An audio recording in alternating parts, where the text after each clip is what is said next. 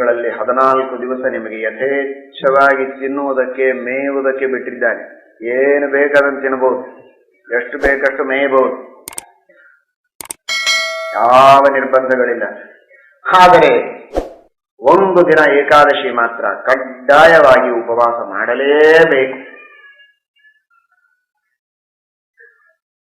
ಅದರ ಅವಶ್ಯಕತೆ, ಅದರ ಮಹಿಮೆಯನ್ನ ಪ್ರತಿಯೊಬ್ಬರೂ ಚೆನ್ನಾಗಿ ಅರ್ಥ ಮಾಡಿಕೊಳ್ಳಿ. ಇನ್ನೇನು ನಾನು ಮತ್ತೆ ಹೇಳಬೇಕಾಗಿಲ್ಲ. ಯಾವ ದೇವರು ನಮಗೆ ಇಷ್ಟೆಲ್ಲ ಆಹಾರ ಸೃಷ್ಟಿ ಮಾಡಿಕೊಂಡು ನಮಗೋಸ್ಕರ ಇಡೀ ವಿಶ್ವವನ್ನೇ ಮಾಡಿಕೊಟ್ಟಿದ್ದಾನೆ, ಅಂಥ ದೇವರು ಹೇಳ್ತಾನೆ, ನಿನ್ನ ಹಿತಕ್ಕಾಗಿ, ನಿನ್ನ ಒಳಿತಿಗಾಗಿ, ನಿನ್ನ ಉದ್ಧಾರಕ್ಕೆ, ನಿನ್ನ ಆರೋಗ್ಯಕ್ಕೆ, ನಿನ್ನ ಪ್ರಗತಿಗಾಗಿ, ನಿನ್ನ ಆತ್ಮಬಲ, ನಿನ್ನ ಮನೋಬಲಕ್ಕಾಗಿ ಒಂದು ದಿನ ನೀನು ಉಪವಾಸ ಮಾಡು. ನೀನು ಏನೆಲ್ಲ ಸಾಧನೆ ಮಾಡಬಹುದು, ಎಂಥದನ್ನು ನೀನು ಅಚೀವ್ ಮಾಡುವುದಕ್ಕೆ ಸಾಧ್ಯ ಇದೆ. ಇದನ್ನು ಭಗವಂತ ಘಂಟಾಘೋಷವಾಗಿ ಹೇಳುತ್ತಾನೆ.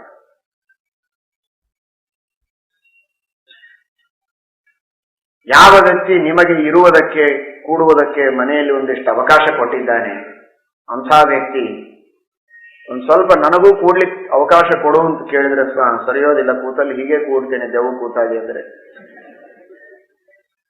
ಎಂಥ ಮೂರ್ಖ ಅಂತ ಬೈತಾರೆ ನೋಡುವ ಜನ.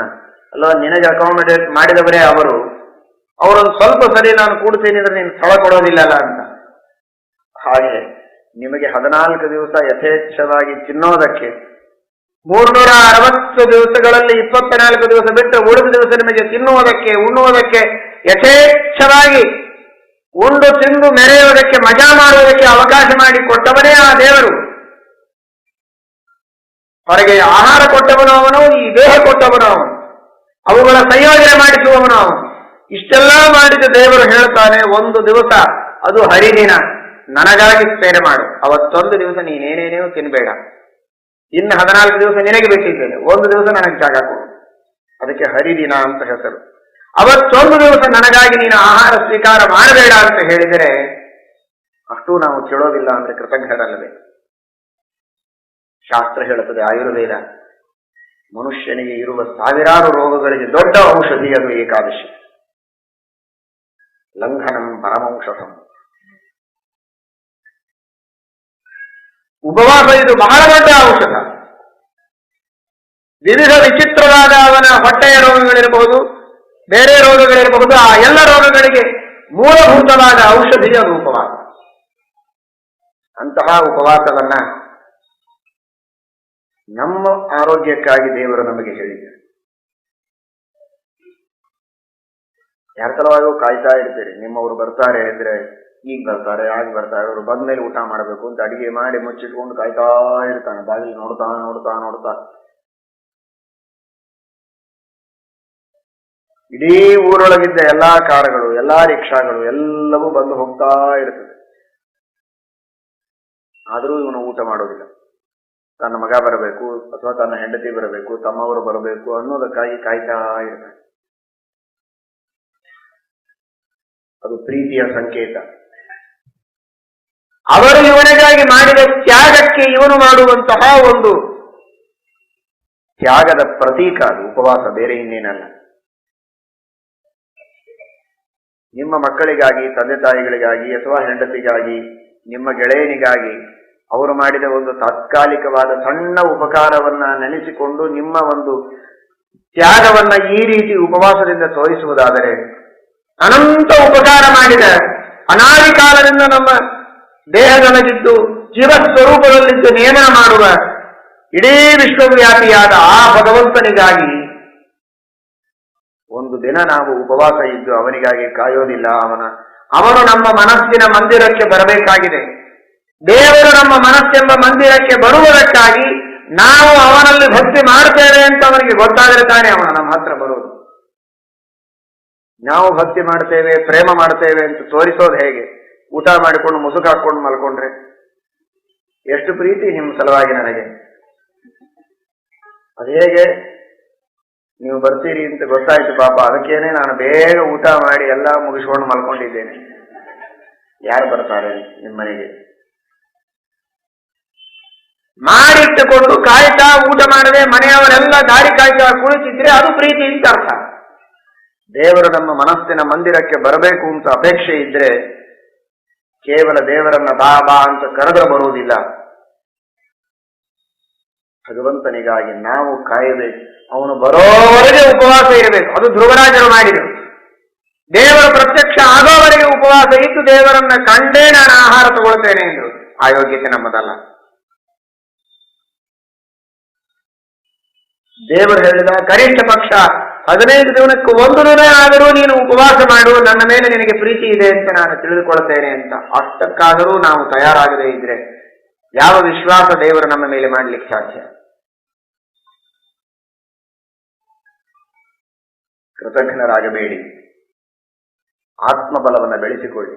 ಮನುಷ್ಯನಿಗೆ ಇವತ್ತು ದುರಭ್ಯಾಸ ಅಂದ್ರೆ ಕೆಲವರಿಗೆ ಏನೇನೋ ಗುಟ್ಕಾ ತಿನ್ನುವ ಚಟ, ಇನ್ಯಾವುದೂ ಬೇರೆ ಬೇರೆ ತರಹದ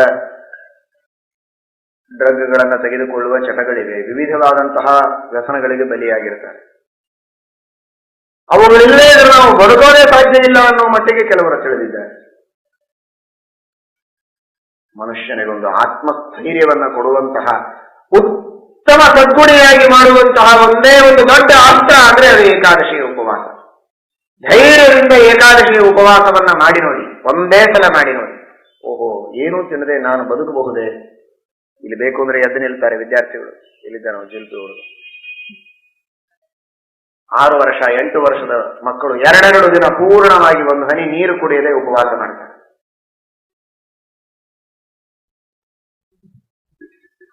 ಅಷ್ಟು ಚಿಕ್ಕ ಚಿಕ್ಕ ಮಕ್ಕಳಿಗೆ ಉಪವಾಸ ಮಾಡುವ ಆತ್ಮಸ್ಥೈರ್ಯ ಇದೆ, ಧೈರ್ಯ ಇದೆ, ವಿಶ್ವಾಸ ಇದೆ ಅಂದ್ರೆ ಯಾಕೆ ಇಷ್ಟು ದೊಡ್ಡವರಾಗಿ ಬೆಳೆದು ಇಂತಹ ದೇಹದಾರ್ಢ್ಯ ಎಲ್ಲ ಇದ್ದು ಭಾರೀ ಗಟ್ಟಿಮುಟ್ಟಿಯಾಗಿ ಎತ್ತರ ಆಗಿ ದೇಹವನ್ನ ಬೆಳೆಸಿಕೊಂಡು ದೇವರು ಕೊಟ್ಟ ಶಕ್ತಿ ಇದ್ದ ಮೇಲೆ ಆ ಆತ್ಮಸ್ಥೈರ್ಯ ಇಲ್ಲ. 1 ತಾಸು ಊಟ ಲೇಟ್ ಆಗ್ತದೆ ಅಂತಂದ್ರೆ ಕೆಲವರು ಬರೋದೇ ಬಿಟ್ಟು ಬಿಡ್ತಾರೆ. ಏನಿನ್ನದು? ಎಲ್ಲಿ ಧ್ರುವರಾಯರು, ಎಲ್ಲಿ ತಪಶ್ಚರ್ಯ, ಎಲ್ಲಿ ಸಾಧನೆ? ದೇವರನ್ನು ಕಾಣೋದೇನು? ಯಾಕೆ ಸ್ಥೈರ್ಯ ಇಲ್ಲ? ಕೇಳಿ. ಯಾರಾದರೂ ಏಕಾದಶಿ ಉಪವಾಸ ಮಾಡುವ ವ್ಯಕ್ತಿಗಳಿಗೆ ಕೇಳಿ, ಸ್ವಲ್ಪ ಲೇಟ್ ಆಗ್ತದೆ. ಏನ್ ಎಷ್ಟೊತ್ತಾದೇನು ಏಕಾದಶಿನಿ ಮಾಡೋರಿಗೆ ನಮಗಿದೇನು ಅಂದ್ಬಿಡ್ತಾರೆ ಸಹಜವಾಗಿ. ಅವ್ರಿಗದೇನು ಅನಿಸೋದೇ ಇಲ್ಲ.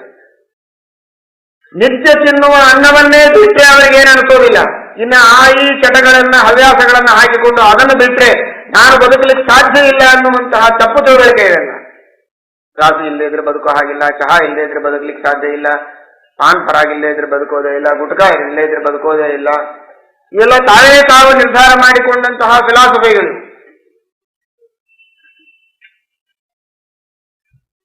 ಮನುಷ್ಯನಿಗೆ ಈ ಎಲ್ಲ ದುರ್ವ್ಯಸನಗಳಿಂದ ಮುಕ್ತನಾಗಿ ನಾನು ಆತ್ಮ, ನನ್ನ ಮನೋಬಲದಿಂದ ನಾನು ಏನಾದರೂ ಮಾಡಬಲ್ಲೆ, ಮಹಾಶಕ್ತಿ ನನ್ನಲ್ಲಿದೆ ಎನ್ನುವ ಒಂದು ವಿಲ್ ಪವರ್ ಬೆಳೆಸುವಂತಹ ಒಂದು ದೊಡ್ಡ ಶಕ್ತಿ ಅದು ಏಕಾದಶಿ ಉಪವಾಸದಲ್ಲಿದೆ. ಮಾಡಿ ಪ್ರತಿಯೊಬ್ಬರು ಏಕಾದಶಿ ಉಪವಾಸವನ್ನ ಮಾಡಿ. ಬೆಳಗ್ಗೆ 8 ಗಂಟೆವರೆಗೇನೆ ಮಾಡಿ ಕೆಲವರಿಗೆ ಹಸಿವೆ ಆಗ್ಬಹುದು, 12 ಗಂಟೆವರೆಗೆ ಮಾಡ್ಲಿಕ್ಕೆ ಆಗ್ಬೋದು, 3, 4, 5, 6 ಪ್ರಾಮಾಣಿಕ ಪ್ರಯತ್ನ ಮಾಡಿ. ಕೈ ಮೀರಿದಾಗ ಏನೋ ಸ್ವೀಕಾರ ಮಾಡಿದ್ರೆ ಮತ್ತೆ 2ನೇ ಏಕಾದಶಿ ಇನ್ನೊಂದು ಸ್ವಲ್ಪ ಹೆಚ್ಚು ಹೊತ್ತು ಮಾಡುವುದಕ್ಕೆ ಪ್ರಯತ್ನ ಮಾಡಿ. ಇದು ಬಹಳ ಚಿಕ್ಕವರ ದೃಷ್ಟಿಯಲ್ಲಿ ಹೇಳಿದೆ. ಮನಸ್ಸು ಮಾಡಿದ್ರೆ ಏನು ದೊಡ್ಡದಲ್ಲ, ಏನೇನೇನೇನೂ ರೋಗ ಆಗುವುದಿಲ್ಲ, ಯಾವ ದಾಡಿಗೆ ಆಗುವುದಿಲ್ಲ. ಧೈರ್ಯದಿಂದ ಮನಸ್ಸು ಮಾಡಿ. ಹೌದು, ನಾನು ಮಾಡಿಯೇ ತೀರ್ತೇನೆ. ಹೆಣ್ಣು ಮಕ್ಕಳಿರ್ಬೋದು, ಪುರುಷರಿರ್ಬೋದು, ವೃದ್ಧರಿರಬಹುದು, ಯುವಕರಿರಬಹುದು, ಯುವತಿಯರಿರಬಹುದು. ಧೈರ್ಯದಿಂದ ಮನಸ್ಸು ಮಾಡಿ. ಈ ವಿಷಯದಲ್ಲಿ ನಿಮ್ಮ ತಂದೆ ತಾಯಿ ಬೇಕಾದ ಹೇಳ್ಬೋದು, ನೀನು ಮನೆ ಹಿರಿಯರು ನಾವೇ ಮಾಡೋದಿಲ್ಲ, ನೀ ಏನ್ ಮಾಡ್ತೀವಿ, ನೀವೂ ಮಾಡಿ ನಾವು ಮಾಡ್ತೇವೆ ಅಂತ ಹೇಳಿ ಉಪವಾಸದ ವ್ರತವನ್ನ ಮಾಡಿ. ದೇವರಿಗಾಗಿ ನಾನು ಇವತ್ತು ಆಹಾರ ತ್ಯಾಗ ಮಾಡಿದ್ದೇನೆ ಎನ್ನುವ ಭಾವನೆ ಮನಸ್ಸಿನಲ್ಲಿರಲಿ. ನಾನು ಮಹಾ ಆತ್ಮ ಸಾಮರ್ಥ್ಯವನ್ನು ಪಡೆದುಕೊಳ್ತಾ ಇದ್ದೇನೆ ಎನ್ನುವ ಭಾವನೆ ಇರಲಿ. ಹೆಜ್ಜೆ ಹೆಜ್ಜೆಗೆ ಕುಳಿತರೆ ನಿಂತರೆ ನಾನು ಪಾಪ ಮಾಡಿದ್ದೇನೆ. ಕೇಳಿದ್ದೀರಿ ನೀವು ಧರ್ಮವನ್ನ ಇಷ್ಟೊತ್ತು. ಎಷ್ಟು ಧರ್ಮಗಳಿವೆ, ಎಷ್ಟು ಶಾಸ್ತ್ರಗಳು ಹೇಳಿವೆ, ಎಷ್ಟು ಕರ್ತವ್ಯ ಕರ್ಮಗಳನ್ನ ಶಾಸ್ತ್ರದಲ್ಲಿ ಹೇಳಿದ್ದಾರೆ. ಒಂದೂ ನನಗೆ ಮಾಡ್ಲಿಕ್ಕೆ ಆಗ್ತಾ ಇಲ್ಲ, ಮಹಾಪಾಪಿ ನಾನು. ಅಷ್ಟೆಲ್ಲಾ ಪಾಪಗಳಿಗಿರುವ ಒಂದೇ ಒಂದು ಪ್ರಾಯಶ್ಚಿತ್ತ. ಮನುಷ್ಯ ದುಃಖದಿಂದಿದ್ದಾನೆ. ದುಃಖಕ್ಕೆ ಕಾರಣ ಏನು? ಪಾಪಗಳು. ಪಾಪಗಳನ್ನು ಕಳೆದುಕೊಳ್ಳುವುದಕ್ಕಿರುವ ದಾರಿ ಏನು? ಅದು ಪ್ರಾಯಶ್ಚಿತ್ತ. ಏನು ಪ್ರಾಯಶ್ಚಿತ್ತ? ಅದೇ ಏಕಾದಶಿ ಉಪವಾಸ, ಅದೇ ಗಾಯತ್ರಿಯ ಜಪ. ಸಾವಿರ ಸಾವಿರ ಪಾಪಗಳನ್ನು ಸುಟ್ಟು ಬೆಂಕಿ ಹಚ್ಚುವುದಕ್ಕೆ ಒಂದೇ ಒಂದು ಉಪಾಯ, ಅದು ಏಕಾದಶಿಯ ಉಪವಾಸ. ಕುಳಿತಲ್ಲೇನೆ ಬೇಕಾದಷ್ಟು ಎಲ್ಲಾ ತೀರ್ಥಕ್ಷೇತ್ರಗಳಿಗೆ ಹೋಗಿ, ನಿಮ್ಮ ಈ ಬಿಸಿ ಲೈಫ್ ಒಳಗೆ ನೀವು ತೀರ್ಥಯಾತ್ರೆಯನ್ನು ಮಾಡಿದ್ದೀರಿ. ಇಲ್ಲಿ ಬಂದು ವಿದ್ಯಾಪೀಠಕ್ಕೆ ಬಂದು ಒಂದಿಷ್ಟು ಪ್ರದಕ್ಷಿಣೆ ನಮಸ್ಕಾರ ಹಾಕ್ಲಿಕ್ಕೆ ಆಗೋದಿಲ್ಲ. ಇನ್ನು ಕಾಶಿ, ಗಯಾ, ಪ್ರಯಾಗ, ಬದರಿ ಮತ್ತೆ ಫೋಟೋ ನೋಡ್ತೀರ ಅಷ್ಟೇ ಲ್ಯಾಪ್ಟಾಪ್ ಒಳಗೆ. ಒಂದು ಏಕಾದಶಿ ಉಪವಾಸ ಮಾಡಿದರೆ ಎಲ್ಲಾ ತೀರ್ಥಕ್ಷೇತ್ರಗಳಿಗೆ ಹೋಗಿ ದರ್ಶನ ಮಾಡಿದ, ಸ್ನಾನ ಮಾಡಿದ ಮಹಾಪುಣ್ಯ ಬರ್ತದೆ. ಬಿಟ್ರೆ ಪ್ರಪಂಚದೊಳಗೆ ಇರುವ ಎಲ್ಲಾ ಪಾಪಗಳನ್ನು ಮಾಡಿದ ಮಹಾಪಾಪ ಇದೆ. ಗೋಹತ್ಯ, ಸ್ತ್ರೀಹತ್ಯ, ಬ್ರಹ್ಮಹತ್ಯ ಎಲ್ಲ ಮಾಡಿದರೆ ಏನು ಪಾಪ ಬರಬೇಕೋ, ಉಪವಾಸ ಮಾಡಿದರೆ ಜನ್ಮಾಂತರದಲ್ಲಿ ಮಾಡಿದ ಅಂತಹ ಎಲ್ಲಾ ಪಾಪಗಳು, ಈ ಜನ್ಮದಲ್ಲಿ ಮಾಡಿದ ಪಾಪಗಳು ಶುದ್ಧವಾಗ್ತದೆ. 14 ದಿನ ನೀವು ಮಾಡಿದ ಪಾಪ ಎಲ್ಲ ಏಕಾದಶಿಯ ಉಪವಾಸದಿಂದ ಪರಿಹಾರ ಮಾಡಿಕೊಳ್ಳಬಹುದು. ಏಕಾದಶಿಯ ಉಪವಾಸ ನಮ್ಮ 11 ಇಂದ್ರಿಯಗಳಿಂದ ಮಾಡಿದ ಪಾಪಗಳನ್ನು ಕಳೆದು ಹಾಕುವಂತಹ, ಪಾಪಗಳನ್ನು ತೊಳೆಯುವುದಕ್ಕೆ, ಪುಣ್ಯವನ್ನ ತಂದುಕೊಡುವುದಕ್ಕೆ ಬಹಳ ದೊಡ್ಡದಾದಂತಹ ಸುಲಭವಾದ ಸಾಧನೆ. ಏನ್ ಖರ್ಚಿದೆ, ಖರ್ಚು ಉಳಿತಿದೆ. ಎಷ್ಟು ಸಾಧ್ಯವೋ ಅಷ್ಟು ದುಡ್ಡು ಉಳಿಸ್ಬೇಕು, ಹಣ ಉಳಿಸ್ಬೇಕು ಅಂತ ಪ್ರಯತ್ನ ಮಾಡ್ತಿರ್ತೀರಲ್ಲ. ಹೊಸ ಹೊಸ ಹೊಸ ಸ್ಕೀಮು. ಈ ಸ್ಕೀಮ್ ಒಳಗೆ ಇನ್ನೂ ನಮಗೆ ಇಷ್ಟು ಸೇವ್ ಆಗತ್ತಾ, 1,000 ರೂಪಾಯಿ ಜಾಸ್ತಿ ಉಳಿಸಿದ, ಹಾಗಾದ್ರೆ ಅಲ್ಲೇ ಇನ್ವೆಸ್ಟ್ ಮಾಡೋಣ ಅಂತ. ಹಾಗಾದ್ರೆ ಏಕಾದಶಿ ಸ್ಕೀಮಿನೊಳಗೆ ನಿಮ್ಮ ಬಹಳಷ್ಟು ಹಣ ಉಳಿತದೆ. ಇಡೀ ಮನೆಯೊಳಗಿದ್ದವರೆಲ್ಲರೂ ಉಪವಾಸ ಮಾಡಿದರೆ ಎಷ್ಟು ದೊಡ್ಡ ಉಳಿತಾಯ, ಎಷ್ಟು ದೊಡ್ಡ ಬಚತ್ತಾಗತ್ತೆ. ಅವಶ್ಯವಾಗಿ ಎಲ್ಲರೂ ಕೂಡ ಏಕಾದಶಿಯ ಉಪವಾಸವನ್ನ ಮಾಡಲೇಬೇಕು. ಎಲ್ಲರೂ ಅತ್ಯಂತ ಉತ್ಸಾಹದಿಂದ ಏಕಾದಶಿ ಉಪವಾಸ ಮಾಡಿಕೊಂಡು, ಉತ್ಸಾಹ ನಿಮ್ಮದು ಕುಗ್ಗಿದ್ರೂ ಅಡ್ಡಿ ಇಲ್ಲ, ಜೋರು ಮುಖ ಹಾಕೊಂಡು ಬಂದರೂ ಅಡ್ಡಿ ಇಲ್ಲ. ಬಹಳ ಸಕ್ಸಸ್ ಆದ ಹಾಗೆ ನಮ್ಮ ಈ ಮೀಟಿಂಗು. ಅವಶ್ಯವಾಗಿ ಉತ್ಸಾಹದಿಂದ ಏಕಾದಶಿ ಉಪವಾಸವನ್ನ ಮಾಡಿ ಪ್ರತಿಯೊಬ್ಬ ಪುರುಷರು, ಸ್ತ್ರೀಯರು ಬರಬೇಕು. ಯಾರು ಏಕಾದಶಿ ಉಪವಾಸ ಮಾಡಿದ್ದೇರೋ ಅವರ ಧೈರ್ಯದಿಂದ ನಾವು ಮಾಡಿದ್ದೇವೆ ಅಂತೇಳಿ, ಮಾಡದೇ ಇದ್ದವರು ಮಾಡಿಲ್ಲ ಅಂತೇಳಿ, ಇದೇ ಮೊದಲನೇ ಕೆಲಸ ಬಂದಿದ್ದು. ಇಂತಹ ಅಂತರ್ದೀಕ್ಷೆ ಹಾಗೂ ಬಾಹ್ಯ ದೀಕ್ಷೆ ಇವುಗಳ ಬಗ್ಗೆ ಸರಿಯಾಗಿ ಅರ್ಥ ಮಾಡಿಕೊಳ್ಳಿ. ಈ ಬಾಹ್ಯ ದೀಕ್ಷೆ ನಿತ್ಯದಲ್ಲಿ ದೇವರಿಗೆ ಅರ್ಪಿತವಾದದ್ದನ್ನು ತಿನ್ನಿ, ಗೋಪೀಚಂದನ ನಾಮಮುದ್ರಾ ಧಾರಣೆ ಮಾಡಿ, ಏಕಾದಶಿಯ ಉಪವಾಸ ಮಾಡಿ, ಆಮೇಲೆ ಅಂತರ್ದೀಕ್ಷೆ ಏನು ಅಂತ ಪವಿತ್ರವಾದ ಏಕಾದಶಿಯಿಂದ ಶುದ್ಧವಾದಂತಹ ನಿಮ್ಮ ಮನಸ್ಸಿನಲ್ಲಿ ಆ ಅಂತರ್ದೀಕ್ಷೆಯ ಬಗ್ಗೆ ಮುಂದಿನ ಬಾರಿ ತಿಳಿಸೋಣ.